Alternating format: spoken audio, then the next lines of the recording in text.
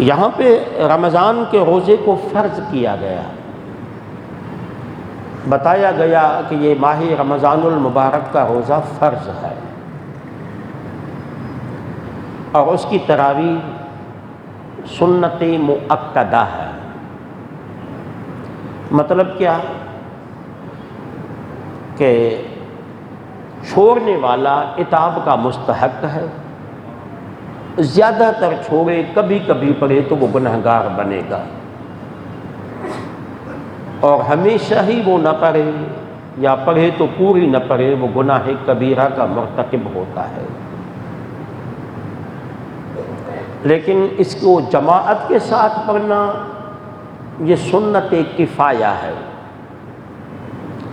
سنت کفایہ کیا ہے کہ محلے میں سے چند افراد نے پڑھ لی، بقیہ 2-4 آدمی، کچھ لوگوں نے بیماری کی وجہ سے، کسی سخت کام کی وجہ سے، ماں باپ کی خدمت کی وجہ سے، گھر میں دیکھ بھال کی وجہ سے اگر جماعت کے ساتھ نہ پڑھیں اور گھر میں ہی پڑھیں تو اس پہ کوئی گناہ نہیں ہوتا۔ لیکن بالکل نہیں پڑھے گا، جان بوجھ کے چھوڑ دے گا، چاہے وہ مرد ہو یا عورت ہو۔ عموماً یہ کہا جاتا ہے کہ عورتوں پہ تراویح نہیں ہے، نہیں وہ تو ہم صرف مرد پڑھیں گے، ایسا نہیں ہے۔ جس طرح مردوں پہ تراویح کو سنت مؤکدہ کہا گیا ہے، آواز سمجھ میں آ رہی ہے؟ تھوڑی سی کم ہے۔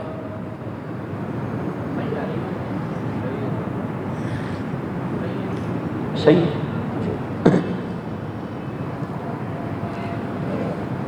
تو یہ جس طرح مردوں پہ ہے بالکل اسی طرح عورتوں پہ بھی ہے، لیکن عورتوں پہ جماعت لازم نہیں ہے، مرد پہ جماعت کے ساتھ تراویح پڑھنا لازم ہے۔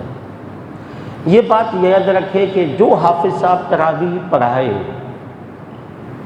اس کی شریعت میں تنخواہ طے کر دینا یا ان کا معاملہ طے کر دینا، یا حافظ صاحب قاری صاحب پڑھانے سے پہلے کہے کہ 2 لاکھ روپے لوں گا، تو ایسے حافظ صاحب کے پیچھے تراویح نہیں ہوتی، چاہے وہ کتنا ہی بڑا کیوں نہ ہو۔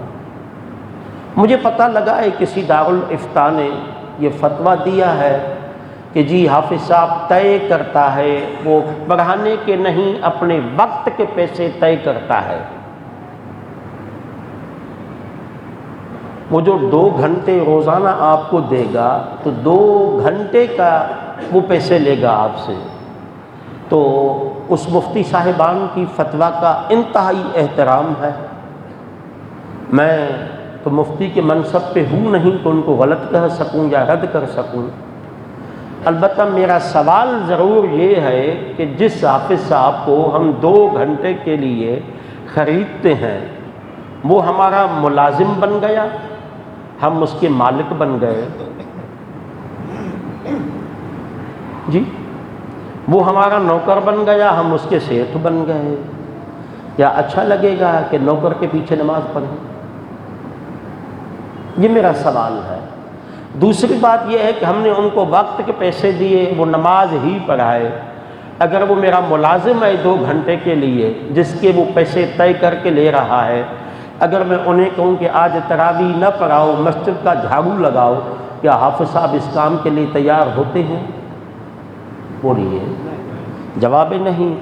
تو اس کا مطلب یہ ہے جب نہیں میں جواب آتا ہے، اس کا مطلب ہے وہ میرا ملازم تو نہ بنا۔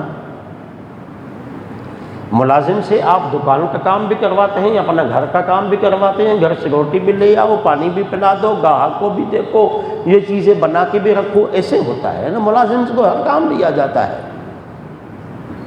اگر حافظ صاحب واقعتاً ان کو کہا جائے واش روم دھو لو، وہ اس کے لیے تیار ہے، اگر انہیں کہا جائے وضو خانے کو صاف کر دو، وہ اس کے لیے تیار ہے، اگر ہے تو پھر تو اس فتویٰ پہ اعتراض نہیں کیا جا سکتا، گنجائش نکالی جا سکتی ہے۔ لیکن اگر ایسا نہیں ہے اور واقعتاً نہیں ہے، حقیقتاً نہیں ہے، کڑوی ہی صحیح مگر سچی بات یہ ہے کہ نہیں ہے، نہیں ہے تو ایسے حافظ صاحب کے پیچھے نماز، بولیے، اور جب نہیں ہوتی اس کے ذمہ دار کون ہے؟ وہ مسجد کمیٹی کے ممبران جو حافظ صاحب سے تعین کرتے ہیں، وہ حافظ صاحب خود، اور تیسرا وہ مسجد کا پیش امام جو کمیٹی کو خوف کی وجہ سے خاموش ہے، سچ نہیں بتاتا۔ عام آدمی کی تو ہو جائے گی، اسے شرعی مسائل کا پتہ نہیں ہے، لیکن پتہ لگنے کے بعد بھی اگر کوئی ایسے حافظ کے پیچھے نماز پڑھے گا تو اس کی نماز نہیں ہوگی۔